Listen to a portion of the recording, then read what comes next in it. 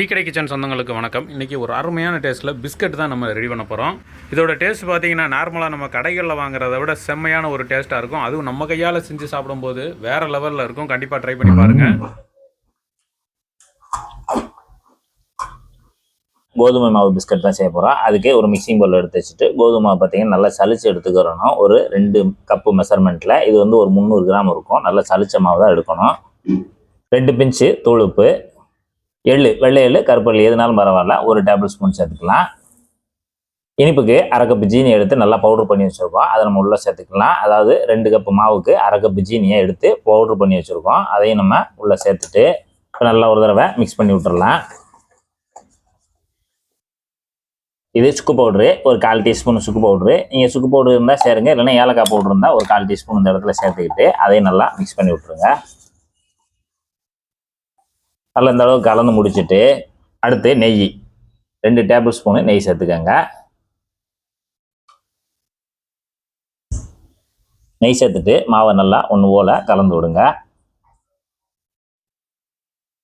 எல்லா மாவுலையும் நெய் படுற மாதிரி நல்லா இது போல் விரல்கிட்ட நல்லா நசுக்கி கொடுத்தீங்கன்னா மாவு பூரா நமக்கு நெய் பூரா நல்லா படும். நெய் போட்டு பிசைஞ்ச பிறகு மாவோட பக்குவம் இந்த மாதிரி இருக்கணும். பார்த்தீங்கன்னா நல்லா இந்த மாதிரி கெட்டியாக பிடிக்கணும். அப்படி உதுத்து விடும்போது நல்லா இந்த அளவுக்கு உதுறணும். அடுத்து தண்ணி ஒரு 50 ml சேர்த்துக்கலாம். தண்ணி வந்து தேவை தக்கன கொஞ்சம் கொஞ்சமாக தான் சேர்க்கணும். ஜீனி சேர்த்துருக்கிறதுனால நமக்கு அது சட்டுன்னு மெல்ட் ஆகும்போது தண்ணி நிறையா கூடிடக்கூடாது. அதனால் குறைந்த அளவில் கொஞ்சம் கொஞ்சமாக சேர்த்துட்டு நம்ம ஒரு கெட்டி பதத்துக்கு மாவு பிசைஞ்சு எடுக்கணும்.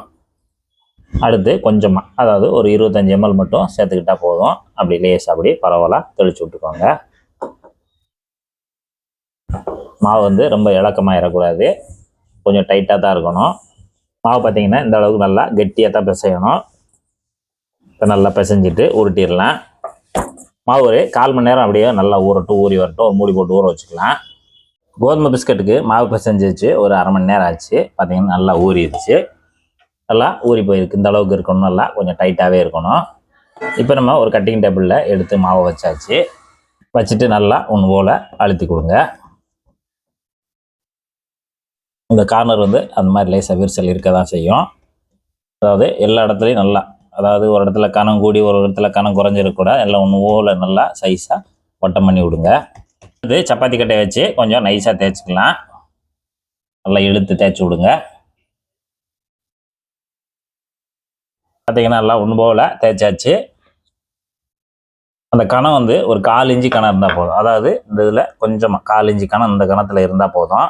இப்போ நம்ம பிஸ்கட்டில் ஒரு டிசைனுக்காக தான் நம்ம இந்த மாதிரி ஒரு ஜல்லிக்கரண்டி எடுத்திருக்கோம். கொஞ்சம் சொரப்பாக இருக்கும் இந்த பக்கத்தில். வீட்டில் இருக்கக்கூடிய சின்ன ஜல்லிக்கரண்டி கூட நீங்கள் பயன்படுத்திக்கலாம்.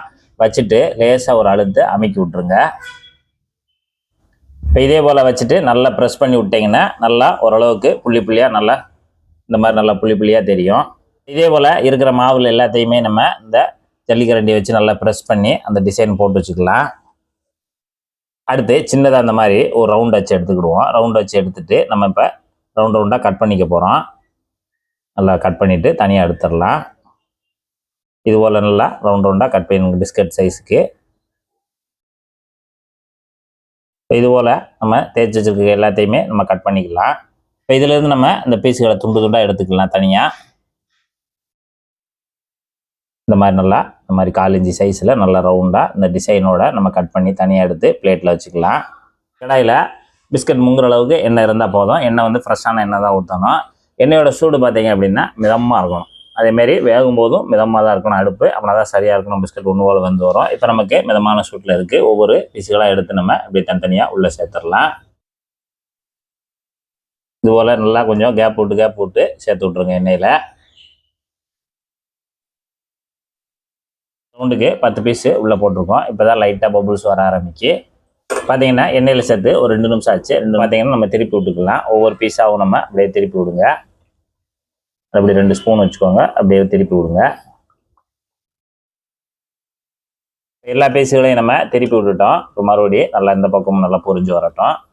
இப்போ பார்த்தீங்கன்னா நமக்கு சூப்பராக ரெடி ஆகிடுச்சு. இது ரெடி ஆகுதுக்கு 5 நிமிஷம் ஆகும். பார்த்தீங்கன்னா நல்லா ப்ரௌனாக செவந்து வந்துருச்சா. இப்போ நம்ம ஒன்று ஒன்றா எடுத்து தனியாக நம்ம ஜல்லிக்கரண்டியில் எடுத்து வச்சிடலாம். இதே போல் இதே மெத்தடில் நீங்களும் ஒரு கோதுமை பிஸ்கட் செய்து சாப்பிட்டு பார்த்துட்டு எப்படி வந்துன்றதை மறக்காம கமெண்ட்ல சொல்லுங்கள். நன்றி, வணக்கம்.